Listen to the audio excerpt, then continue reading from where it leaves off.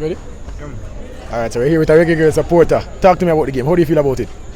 Yeah, man, I like the game, man, but we should score more goals, especially in the first half.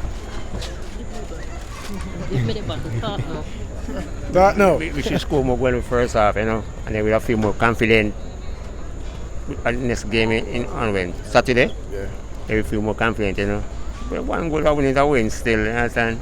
Everybody feel good going home, say it's a 1-0 up when it's the second game.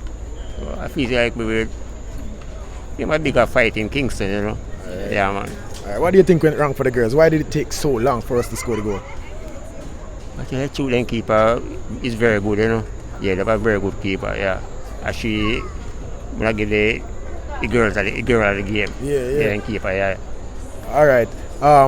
You say you would give their keeper the girl of the game. Send a message to our girls though. What would you say to our Reggae girls right now to give them that little bit of motivation for the World Cup coming up and the World Cup and the Olympic qualifiers? Score a goal early in the game, A goal win matches, so I have to score a goal early in the game. You understand? Alright, are you looking forward to the match on Sunday? Yeah, man. Will you be there?